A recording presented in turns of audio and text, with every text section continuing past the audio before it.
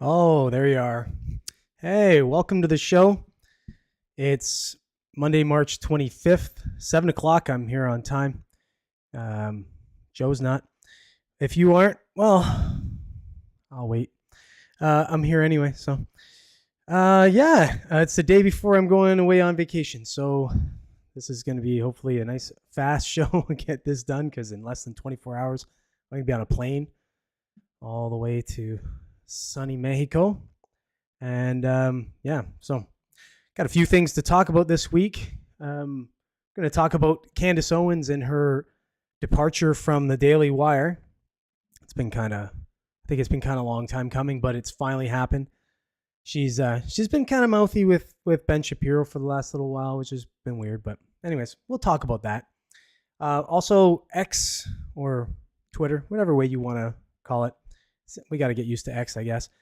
On the decline, a little bit on the usage decline. I don't know how true that is, how skewed the data is, if it really is on the decline or not. But they say the users are down, and they've been down since except for 1 month since Elon's taken over. I'll read an article by one of the trash organizations, and then we'll discuss. We'll discuss the validity of that. So, also, if you're a Canadian resident, you'll know that there's a carbon tax coming, or you should know there's a carbon tax increase coming on April 1st. No, it's not a joke. Should be a joke. Not a joke. Another one. We're slated to get these carbon tax increases over the next 6 years, I think, until 2030. It's just another government cash grab. We'll talk about that and all the stupidity wrapped around with that. Also, got a funny story. If you've been watching for the last couple of weeks, the podcast exclusively, you'll know that I've been doing these Unleashing Conspiracy Theories segments. It's just a funny little thing I decided to start doing. Complete bullshit stories that are made up. Well, the funny thing about it is, if you don't watch the podcast, then you may not know that. So if you just catch the video itself, I just read it deadpan like it's a real article, usually by the Clown News Network. And I've been getting comments of people actually believing them, which just is hilarious to me. But we got one today about the Large Hadron Collider causing the invent of the multi-universe. So, silly stuff. So we've got that segment to talk about. Also, if you haven't heard of a reality show called Alone, you should check it out. It's on the History Network. It's on, I think it's on Apple TV, Netflix, you name it. It's all over the place. Basically what it is 10 people, they go to a remote location and they're literally thrust on, like, just set onto a spot in this remote location with, I think it's 10 survival, pieces of gear or whatever. Like, they can pick various different things, bow and arrow, things like that. And they just have to survive as long as they can. They're checked on, obviously, but it's reality TV, as reality as you can get. They actually are in charge of their own filming their own video footage, all that kind of stuff. So we'll talk about that. I think it's a great show. I've been binge watching it, so I've got a lot to say about it. So we'll discuss that. Also, a funny little video of Will Sasso. If you don't know who he is, he's Mad TV alumni. It's back in the day. He's been in some things. He's an actor, comedian. He's been in some stuff, not as much lately since Mad TV, but he does bit parts and he has slightly bigger parts. But he does this amazing impression of Jesse Ventura. And if you don't know who that is, well, I can't help you. He's an old wrestler, political guy, pretty actor. He's pretty interesting guy, but Will Sasso does a great impression of him. It's hilarious. So I'm going to play the video and then I'm going to kind of talk about it and we'll laugh, all that kind of stuff. All right. So if you haven't already, if you are a watcher of the podcast and you haven't subscribed to the channel, please subscribe to the channel. It obviously helps my small channel. Almost approaching 300 subs, which is, whatever. I guess it's nothing to balk at, but it's, it's just been slow going for the last little while. Also, if you want to help out the channel, share the videos, that kind of thing. I release a video every day at 5 o'clock Tuesday through Sunday, sometimes on the Monday, depending if I've got 7 segments in the show. But other than that, 6 or 5 o'clock every day. Share that, like it, comment, all that kind of stuff. All the engagement helps smaller channels like this grow. So if you do like the channel and you do want it to grow and you want me to continue doing this, that's the way to support me. I don't ask for any kind of money yet. No, I probably won't. Maybe, who knows? I shouldn't say that. I might do a Patreon later or something. But again, that's all voluntary stuff. So, but the best way really is to just push it that way. The sharing helps a lot. Because the stuff I talk about typically isn't something that the algorithm's going to push, especially if I'm talking about conspiracy theories, even if they're made up. So without further ado, let's get into the first thing, because I want to get the heck out of Dodge, man. In less than 24 hours, like I said, I'm on a jet plane. Okay, let me plop up this first one here. So Candace Owens is finally no longer a part of the Daily Wire. So if you remember back a few months ago, she got into kind of a heated debate with Ben Shapiro about some of the, the Gaza and Israeli war going on, and she had some, I guess, anti-Semitic things to say. I don't think they're necessarily anti-Semitic. That's just the way they frame them. But she went against Ben Shapiro on it, and she has a different take on the narrative of the conflict. I don't have any dogs in the race on this one. I just think that, if somebody attacks another country, well, you know what? You did something. You know what I mean? Like you're gonna get retaliated upon, and I think that's what's happening. But I'm going to read this article here. This is the Washington Post, so obviously complete garbage, but let's see what they have to say about this. So Candace Owens departs Ben Shapiro's website after anti-Semitic commentary. I love how they don't even give it the dignity of saying the Daily Wire. They just Ben Shapiro's website, as if it's just some website that he just started. It's got nobody views it. Got a lot more views than you or Washington Post, you garbage outlet. All right, so prominent right-wing commentator Candace Owens has left the Daily Wire, the website founded by conservative commentator Ben Shapiro, after months of promoting anti-Semitic ideas. Again, it's sensationalizing here. In a statement posted to social media Friday morning, Daily Wire CEO Jeremy Boring said the company and the pundit have ended their relationship.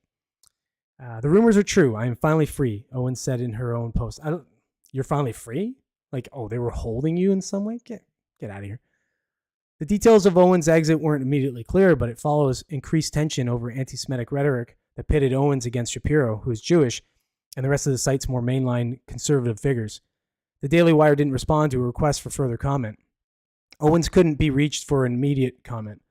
In a Thursday appearance on The Breakfast Club radio show, Owens acknowledged her strained relationship with Shapiro, but claimed that Ben doesn't have the power to fire me.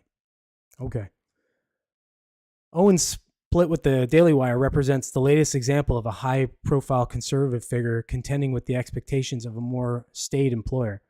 Last year, Fox News star fired star host Tucker Carlson for reasons that were never made public, but which came after he promoted conspiracy theories and disparaged Ukrainian leaders. Again, sorry, I apologize for how garbage this article is, but whatever. Take all the rhetoric with a grain of salt and all the, the spin, if you will. A telegenic presence and pugnacious social media warrior, Owens, 34, first rose to prominence on the right for her commentary skeptical of women who had been harassed during the 2014 Gamergate conspiracy that consumed the video game world. An unabashed booster and defender of Donald Trump, she launched a campaign in 2018 known as Blexit to try and encourage black voters to leave the Democratic Party. So it's all they're framing it, but they're also trying to disparage her in some way. But all right, here it goes. In 2020, she joined the Daily Wire, a Nashville-based conservative entertainment conglomerate with a massive following. Oh, at least they give it that. And ambitions to become a conservative alternative to Hollywood, and immediately became one of its leading pundits. There's a fair statement right there. So, okay, swinging back and forth here, Washington Post. Her profile grew when rapper Ye, formerly known as Kanye West, praised the way she thinks, both appearing at the 2022 fashion show wearing matching White Lives Matter shirts. But Ye had already moved into his new role as an erratic provocateur, recently making anti-Semitic comments, if occasionally apologizing and speaking admiringly about Adolf Hitler. Again, I don't think that's exactly how that went, but spin it how you will, I suppose. Meanwhile, Owens began to use her Daily Wire platform to promote anti-Semitism, claiming this month on her show that secret Jewish gangs terrorize Hollywood, and recently favorited a tweet repeating a lie about Jews drinking Christians' blood. She has also clashed publicly with the avowedly pro-Israel Shapiro, but criticizing the nation in the wake of the October 7th attacks. I think she's been absolutely disgraceful, Shapiro said in a recording posted on X in November. I think that her faux sophistication on these particular issues has been ridiculous. Yeah, so if you know how that went back and forth between them, it was like, she would say something, he would come back. She would say something, he'd come back. It wasn't going very well. Again, like a cat, like a small cat trying to fight a lion or a tiger. It's Ben Shapiro is just not the guy to try and combat words with. He'll just destroy you. Owen shot back on X that you cannot serve both God and money in what appeared to be a jab at her employer. Still, the November feud appeared to have been settled, with Bowring releasing a statement saying Owen's job is secured. So I don't know exactly what happened then. Maybe, obviously her job wasn't secured. I don't know if it was a mutual sort of, decision that she was going to leave the organization. I think it's for the best, to be honest. I think Owens will be fine wherever she goes, but I'm not a massive fan of Candace Owens. I like her common sense for most things, but I think she kind of sensationalizes a little, and I think that's sort of that's the way you build your brand, I suppose. You try and be a little bit, confrontational, or it's just the way to do it. I'm not really that guy. I don't really do that. I just kind of like to talk shit and be funny a little bit. Sometimes I miss on both. Joe, there you are. Yeah, they run everything. Are you trying to say that the Jewish people run everything? Is that what you're trying to say, Joe? And if that is true, well, hey, do you blame them? I mean, what are you going to say? Oh, you guys can't do well and run everything. I mean, good on them, I suppose. I don't know. I just wish I was part of the crew. I'm not Jewish, so I don't really run anything. But a subpar podcast, I suppose. Unless you're watching and you like it, then it's great, I suppose. I do get some comments every once in a while that I'm underrated, which is, I love that comment. Thank you very much, anybody who says that. I'm sure other people don't. I think I'm very overrated, but it is what it is. Thanks for being late there, Joe. I had to start everything by myself. I look to you to get this podcast started. You gotta, you got to roll, buddy. You've got the chat roll. All right, let me find the next one here and get on to this. Boop, boop, boop. So there's apparently fewer people are using X. I don't know. This is according to NBC News. This is according to, I guess an analyst. I don't know. Could be bots. Maybe there's fewer bots. Who knows? I'm going to read this article here. This is obviously NBC News. So it's, you can't trust it. But let's read it anyway. Fewer people are using Elon Musk's X as the platform struggles to attract and keep users, according to analysts. I love that. According to analysts. Not anyone specific, just analysts. Some of the articles I write are framed in that way. I'm learning from these guys. The number of people using X daily is falling, more than a year after tech billionaire Elon Musk bought the app formerly known as Twitter. Data from two research firms and figures published by Musk and X suggest a deteriorating situation for X by some metrics. Musk has marketed it as the world's town square, but in number of users, it continues to lag far behind social media rivals that focus on video, such as Instagram and TikTok. Well, that's just because people have very short attention spans. How many people like to read? How many people can read? They like to watch videos. So obviously these other ones are going to win. In February, X had 27 million daily active users, of its mobile app in the US, down 18% from a year earlier, according to Sensor Tower, a market intelligence firm based in San Francisco. Oh, strange that it's based in Dumpster, Francisco. The U.S. user base has been flat or down every month since November 2022, the first full month of Musk's owning the app. And in total, it's down 23% since then, Sensor Tower said. So here is the, if you can see that, this is the chart of different things. So Facebook here, you can see Facebook is actually down. That's Facebook there. They're, basically flat. Instagram down. So they're all down. The only one that's kind of sort of up, maybe flat, is Snapchat, but everybody's down. It's just this steep one here is X. So maybe it just says that people aren't, on social media as much as they were. Maybe it's starting to fade a little, or the bots are fading away. Who knows? The numbers were nearly as bad worldwide as daily active users on the mobile app fell to 174 million in February, down 15% from a year earlier, the firm said. The worldwide user base has been flat or down every month during Musk's tenure, began except one, when it grew slightly in October and then resumed falling, according to Sensor Tower. Other social media apps experienced modest increases in their worldwide user bases during the same period. According to the research, with Snapchat growing 8.8%, Instagram 5.3%, Facebook 1.5%, and TikTok 0.5%. Those apps all experienced declines over that period in the US, but none was as steep as the decline on X. X had the most material decline in active users compared to its peers. Abe Youssef, a senior insights analysis at Sensor Tower, wrote in a research report. This decline in X mobile app active users may have been driven by user frustration over flagrant content. Come on, get out of here. General platform technical issues and the growing threat of short-form video platforms, he wrote. No, I'll bet you what it is. It's all the leftists that used to have this real safe platform where they could just say wherever they want in an echo chamber and be protected, all felt like they had to jump ship. And then you had people that were a little right-leaning or people that were moderate jumping back on and stuff. So obviously there's going to get this big flux. But that's what I would think it would be. Under Musk's ownership, X's relaxed content moderation rules that previously limited hateful content. I can't even read that with a straight face. Such as white supremacist imagery, and Musk has welcomed back to the platform some users whom the old Twitter management had banned. Yeah, because the old Twitter management wasn't free speech. In December, he reinstated the accounts of conspiracy theorist Alex Jones and his InfoWars website, and then held a public audio-only event with Jones. Yeah, so he allowed a guy to get back on there that people want to watch. That's what you call town square. You don't have to listen to him. You don't have to agree with him. You don't have to believe him. None of that. But he's free to speak. X said in a post Monday that the worldwide number is higher than what Sensor Tower data shows, with 250 million people using X every day globally. That would still be a decrease from when Musk bought the app.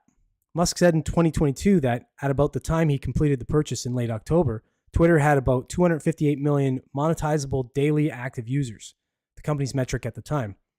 X didn't respond to a request for additional information. It didn't say how it defines who counts as an active user, a metric that by its name may appear straightforward, but that tech platforms define differently. On a monthly basis, X has 550 million people using it, according to the company. That figure represents growth of 1.5% since July, when Musk said X had 542 million active monthly users.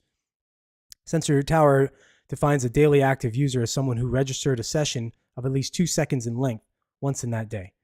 Okay, so advertisers have also left X, Sensor Tower said, with 75 out of the top 100 U.S. advertisers on X from October 2022 having ceased ad spending on it. The exodus spiked toward the end of last year after Musk publicly embraced an anti-Semitic conspiracy theory and told advertisers at a conference in New York, "Go F yourself." In recent days, Musk has urged his 177 million followers on X to get more people onto the platform.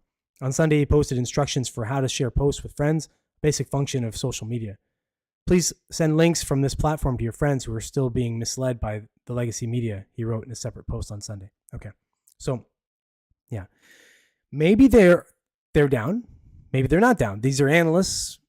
These are analysts that spin numbers. We saw some analyzing of data over the last 4 years that some may or may not have been true. Most probably wasn't. So do you believe this? Do you not? I don't know. The fact is they're always going to attack him. So coming from this biased position of the legacy media here, I wouldn't believe much of it.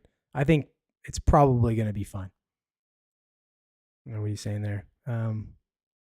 Okay, I don't think this is a bad thing. I spend only maybe 15 minutes a day on X, down from many hours when I was allowed back on. I use Facebook like 10 minutes a week. There's too many rules. Yeah, I agree with you. Yeah, I actually don't really use X. I've gone on a couple times, but I haven't really added it into my usage at all. I will, I think. I'm going to start posting videos there, I think, and see how that goes. But they never really made it friendly that way for video postings. But it's changing now. So like I said, I'll probably start doing that.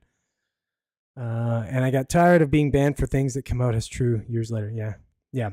But I mean, that's the thing. It was before you couldn't say anything, and now you can say stuff. So it's, let them call guys like Alex Jones conspiracy theorists. Go check his work. I mean, conspiracy theorist, but he's nailing a lot of stuff, and we're seeing it after the fact. So that's just always weird to me when somebody can say things that are true or proven true later, and then you look back and still will question the validity of things that they're saying.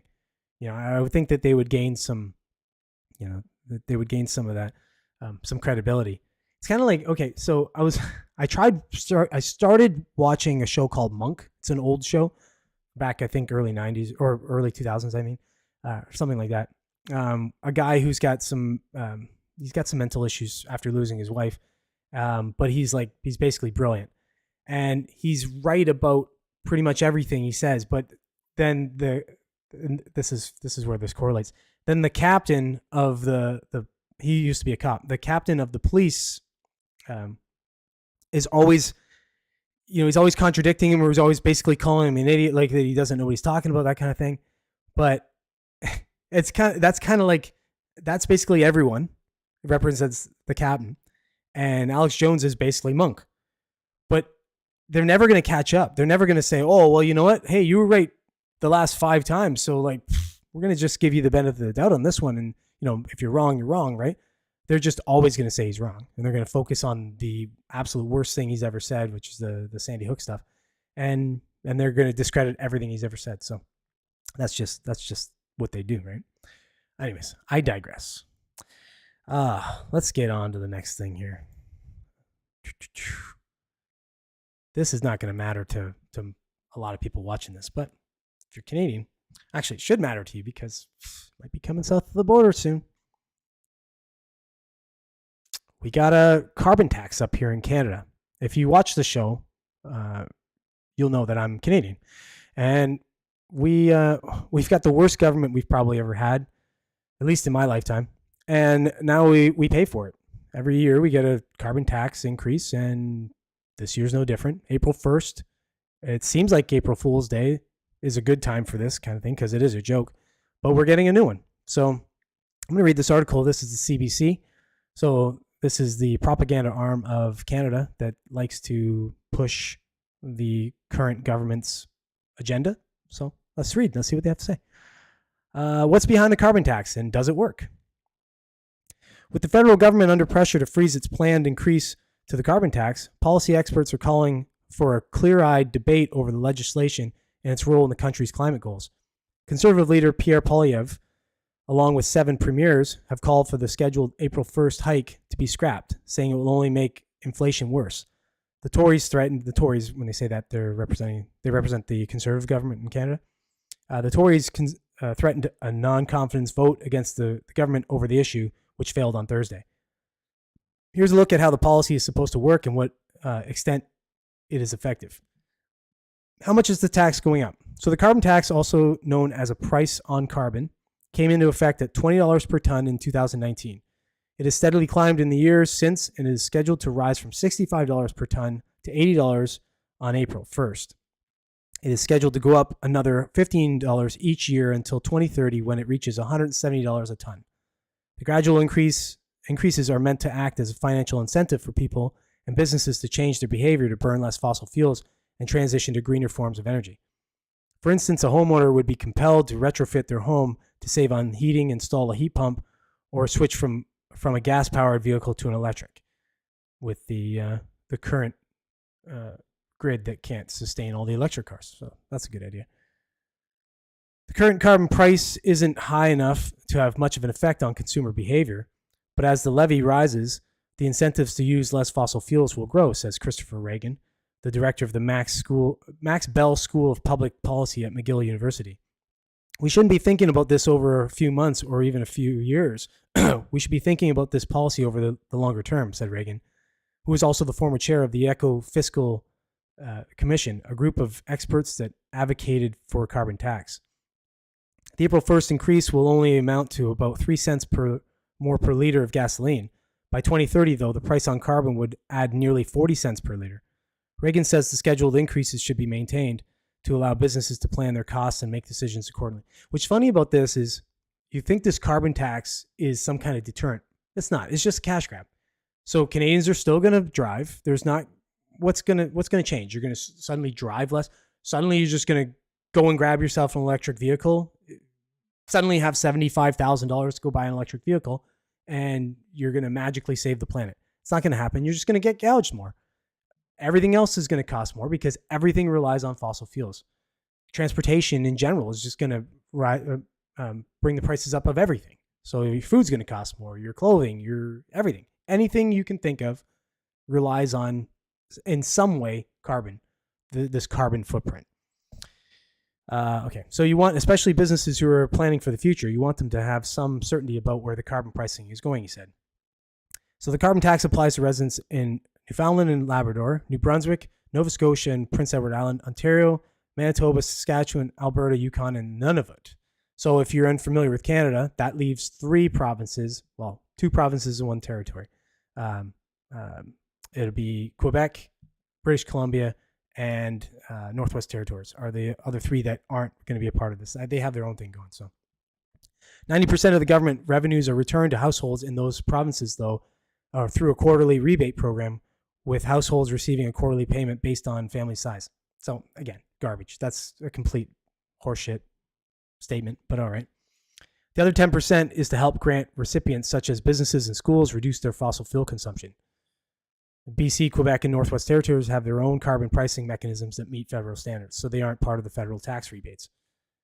Okay, so does it reduce emissions? So research suggests putting a price on carbon can play a role, but it's only a small part of what's required to help Canada meet its climate targets. So again, so the cool thing is we represent in Canada roughly about 3% of the total world GDP, or the gross domestic product of the world, right? So basically our companies represent 3% of the global companies. And our population for the size of our countries is infinitesimally small because our land mass is massive and we have about 40 million people in the country. So our carbon footprint realistically isn't that big on the planet. So anything they're doing this way isn't really going to help. It's just going to hurt people. It's just going to grab more money out of your pocket. So thanks, liberal government, because that's what they're up to. And watch out, you Americanos watching, because it's probably coming your way if and potentially when you reelect your current idiot government. Okay, let me carry on here. The evidence indicates that this is not correct, that we're going to decarbonize. We need different tools. Green says the federal government must stop underwriting the fossil fuel industry with billions of dollars in subsidies, which makes emissions less expensive. There are 2 systems for pricing carbon in Canada: the fuel charge applied to customers and another system applied to industrial emitters. The federal government has estimated that all carbon pricing will account for up to 1/3 of Canada's emissions reductions in 2030. Most of that 1/3 will come from the industrial pricing, which is far more effective according to a new study by the Canadian Climate Institute. Researchers found that the carbon pricing applied to big industrial polluters will cut between 53 million and 90 million tons by 2030, while the pricing on consumers will cut between 19 million and 22 million tons. So, okay. Basically, what you need to know from that is you are going to pay more at the pump and you're going to pay more for everything. You're just not going to notice with the rest of it, it's not going to be as noticeable, but when you get your grocery bill and you look at it and go, oh, wow, that seems $20 more expensive than usual. That's it right there for you. So welcome to Canada. And welcome to our stupid government. If you love taxes, we got them, and we got carbon ones. What sucks is we're made of carbon, and I guess maybe they'll start taxing people because we're made of carbon. That's probably the next logical step. All right. Someone needs to tell these people that carbon is the building blocks of all life. Exactly. I just said that. Look at that. We're like, you and I, buddy. We're like right there. We're locked. I thought Quebec was a city. Oh, yeah. No, Quebec's not a city. It's a province. Montreal is a city in Quebec. So there you go. But yeah. Anyways. Okay. So that's what's going on in Canada. Feel sorry for us. If you want to send money, send it care of me. I will go ahead and spread it to all my Canadian peoples. I know pretty much all of them. I mean, there's not many. So we're a very tight-knit community up here in Canada. So I'll just sort of GoFundMe, care of me, and then I'll take care of the rest. Okay, let's get on to the next thing here. This one. I'm gonna have fun with this, so I'll change the camera perspective here because I like to set this one up. Okay. So if you've been watching the podcast for the last couple weeks, you'll know that I do a little segment here, unleashing conspiracy theories.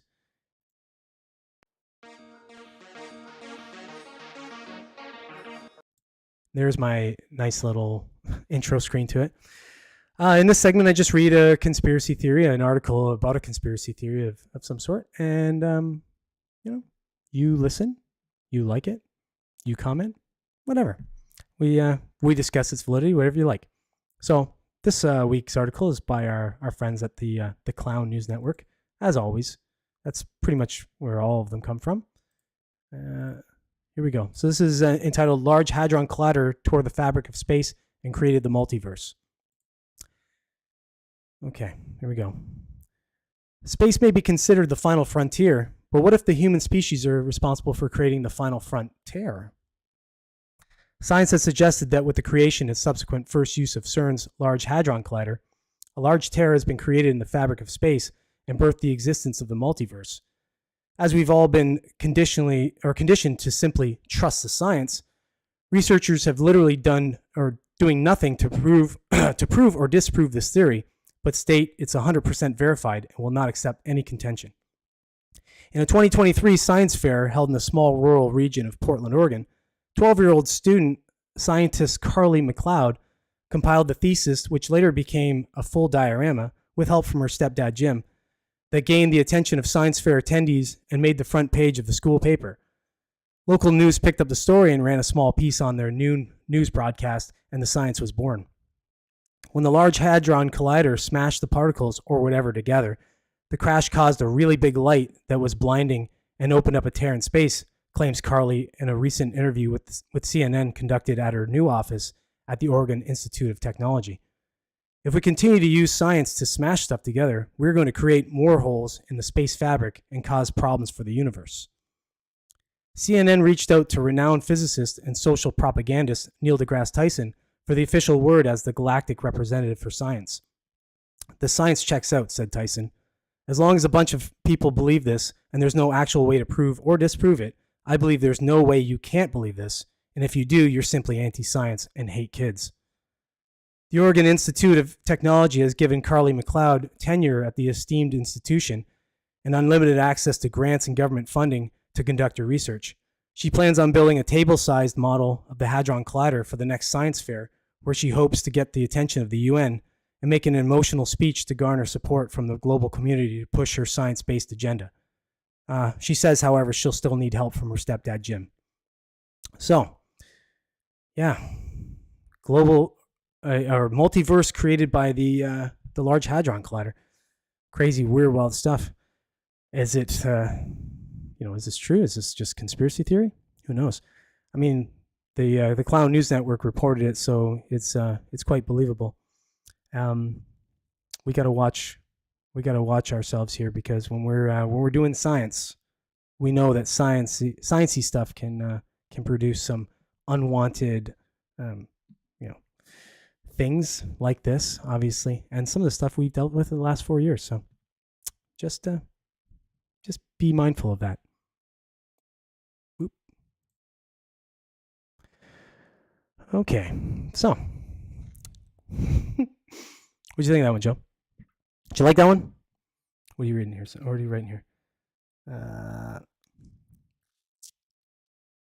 Okay, I don't know if I would doubt this. They were trying to recreate the Big Bang, from what I understood.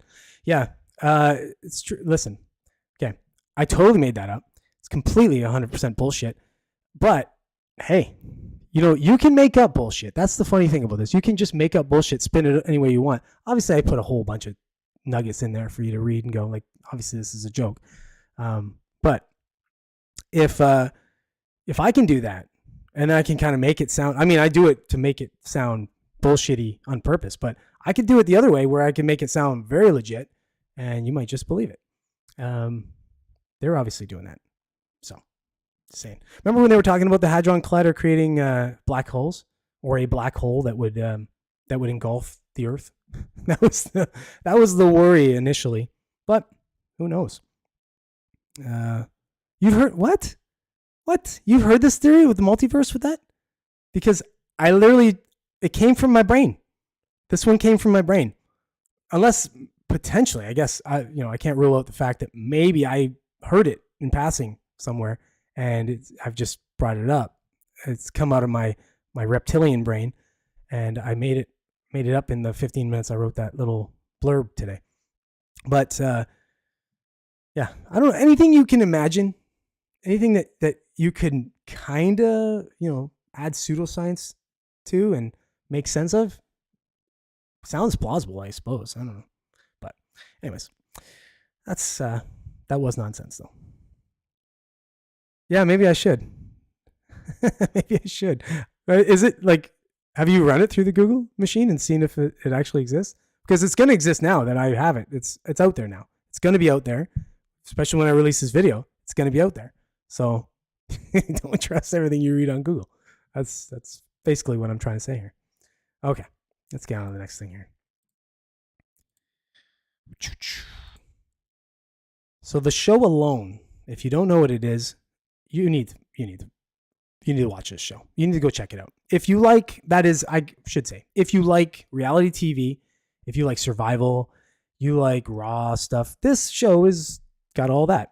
Like, put it this way. If you like Survivor is like nothing compared to what this show is. I'm going to read this article here. This is just kind of going to go through. This is screenrant.com. And obviously, all they do is talk about shows and movies and stuff. Sorry, I got the gassies. I drink too much of that bubbly stuff. This is entitled 13 Things to Know About Competing on Alone. So I was just going to go through basically the gist of the show. I'll scroll through. I won't read everything of this article. It's a bit long, but here we go. So, Alone is a reality competition show that isolates 10 contestants in the wilderness, and the last survivalist to tap out wins a $500,000 cash prize. But there's more to know about this excellent reality TV show. Tell me what you really think. As one of the best survival reality TV shows, the highly ranked History Channel series makes for some binge-worthy suspense drama and a few laughs. Alone can be streamed on Netflix, Hulu, DirecTV, History, and more. The History Channel struck gold with the reality survival series similar to Survivor. With 9 seasons under the show's belt, survivalists put their nature skills to the test and attempt to live in the wilderness for up to a year. The last one standing not only proved that they were the strongest alone, but they also walked away with $500,000. After filming in Patagonia, Great Slave Lake, and Chilco Lake, among others, one is Vancouver Island also, for my Canadian friends watching, there's Alone behind-the-scenes magic that fans of the series deserve to know. So they go through boot camp, apparently, before they get on the show. So after going through many applications submitted before each season, the Cinemaholic shared that the makers of Alone selected 20 potential contestants to attend a boot camp. The boot camp does not occur in the same area where the following season is filmed, and this is no sneak preview for contestants. Instead, hired survival experts will take the contestants through various tasks and tests and evaluate their physical and mental skills, weaknesses in an isolated, wild context. So then obviously they go through and cut whoever they don't think would make it. Which is funny because if you watch the show, you'll see that some people really just do not make it really quickly. So how the contestants on Alone go to the bathroom. This is kind of funny. We don't need to cover that. They obviously just dig a hole. Thousands of hours of footage is cut after Alone. So yeah, if you're watching the show, you'll see that. So the gist of it is people that are on the show, they're under contract to use camera footage provided by the producers to film themselves. They have to set up tripods and things like that. So they catch literally thousands of hours of video, and then they obviously go through it and edit and whatever. So a ton of it must end or does end up on the chop or the cutting room floor, right? So Alone has his own medical team. Yeah. So obviously with a show like this, they have a medical team. If somebody needs medical attention, they can use a phone that they're giving. That's how they're able to tap out on the show. They just make a call and they say, I'm tapping out, and then they're rescued. Which is the funny thing about it is sometimes they're not rescued very quickly. Sometimes it takes some time. So there's that to take into account for. It's not like somebody's just running from behind a camera and saving them. Sometimes it takes hours. I mean, I've seen it take I think it was upwards of like 6-7 hours to come get them. Okay, so I read that. There's massive competition for being selected. So obviously, when a show gets popular like this, of course they're going to have tons of people they're going to apply for the show, and then they're going to have to try and get the best, because you don't want to get 10 schlubs out there that the show only lasts a week. You got to try and make this last as long as possible. Contestants are not as here's one of the criticisms. It says contestants are not as far away from civilization as viewers think. I'm going to read this part. It says, according to numerous savvy viewers, Alone's contestants are sometimes sent to destinations near civilization. For instance, the Woodtrekker blog pointed out that every contestant was an hour's walk from a road or town in one season. Potential contestants can take this in several ways. They may find it comforting that civilization is so close by, or they might be annoyed that the remoteness of the experience is somewhat artificial, creating the fake reality show. Nonetheless, viewers have not seen a contestant make their way to civilization. So, yeah, it doesn't matter if it's an hour away or not. If you're not utilizing it, who gives a shit? It could be 10 minutes away. It doesn't really matter. It's the same difference. They say some of the biggest moments may not be shown. Obviously, they're going to have to cut a lot of this stuff, but when they finish the season, they'll show some cut scenes, which is kind of cool. But the mental training.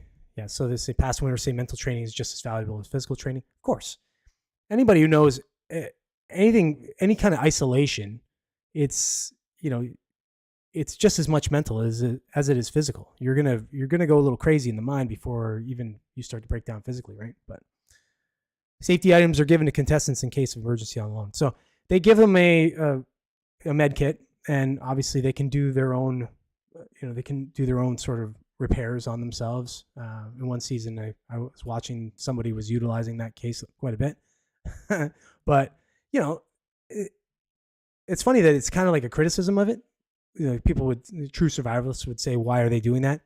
It is a show, and there is liability. So obviously they have to do that. They have to protect these people. They do periodic, I think it's weekly health checks on them, where they're checking their weight and all that kind of stuff. Of course.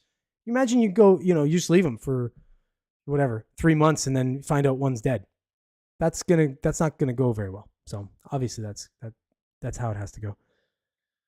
Some items aren't allowed on Alone. I'm gonna read this. Some of the show's detractors have poked fun at Alone for the considerable number of tools and utilities that contestants are allowed to take on the show.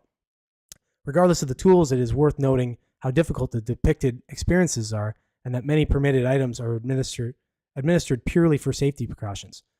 One of the BTS secrets about one of History Channel's best shows is that there is a list of approximately 30 items, such as sunscreen, chapstick, beauty products, decoys, and mosquito repellent that aren't allowed on the show.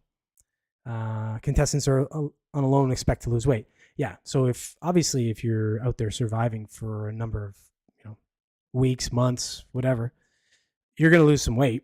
You're not eating the same. for average male, you have taken like 2,500 calories just to maintain your weight.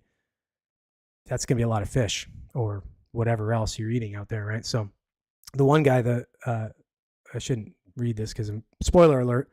So the first season winner, he lost 60 pounds. Someone else in another season lost over 70 pounds. So it's pretty intense. And obviously sleep is key on alone. So I can't recommend enough watching this show. This show it's pretty cool. If you like reality TV, this show is true reality TV. This is not Survivor out of the box. This is, not where somebody's, they're working cameras 5 feet away from you. This is total isolation. These guys and gals, they're out there really Survivor. And some of them, I'll tell you, man, some of them are just incredible what they're able to do. So, take a gander at this show. Let me know what you think in the comments. Okay. All right. Let me get on to the last thing here. This one I was actually looking forward to doing just because I thought it was friggin' hilarious.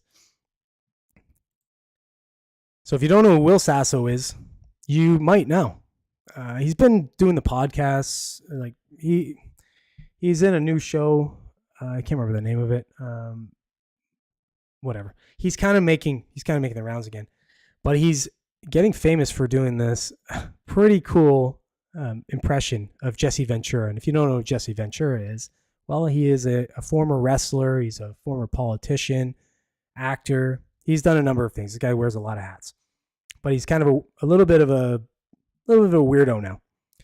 I'm going to play this video here, and then I'm going to make jokes and all the things I do after I play videos and while I play videos, and we'll laugh together. Here we go. So we were all doing Jesse the Body. We're all doing Jesse Ventura gimmicks, and I'm his manager. And I'm like, well, let me tell you something about Karrion Kross. I'll give credit where credit is due, Karrion Kross.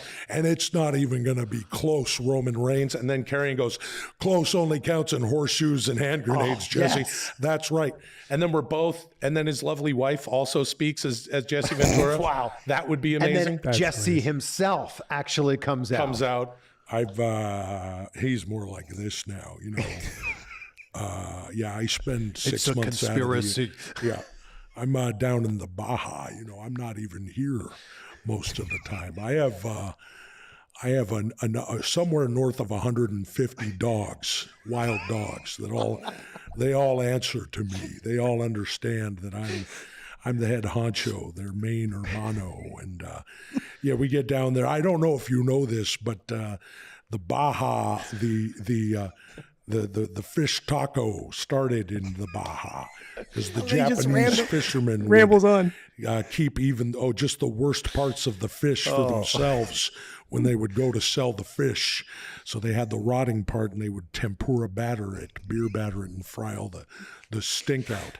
And that's when I got so addicted to the flavor, I added the creme fraiche, and they said, that's a great addition. They had cabbage and salsa, and I said, you need a little creme fraiche. So I opened a little surf shack taco shop in, it's called Devil's Beach. And if you've ever heard Jesse Ventura speak, you'll know that is hilarious. That is a spot-on impression of him. Go check out Will Sasso. He does more of these. There's actually a video that's going around. It's like 15 minutes of him doing Jesse Ventura. What you should do, actually, technically, go look up Jesse Ventura talking, and then watch Will Sasso. I think Will Sasso does a better impression of Jesse Ventura than Jesse Ventura does himself. Either way, hilarious. Check it out. Let me know what you think in the comments. All right. That one got me laughing earlier. I didn't think I'd laugh this time because I laughed pretty good the first time I watched it. But that was funny. I like Will Sasso though. He used to do some good impressions on Mad TV too. Just funny, outlandish stuff. But yeah, that's true.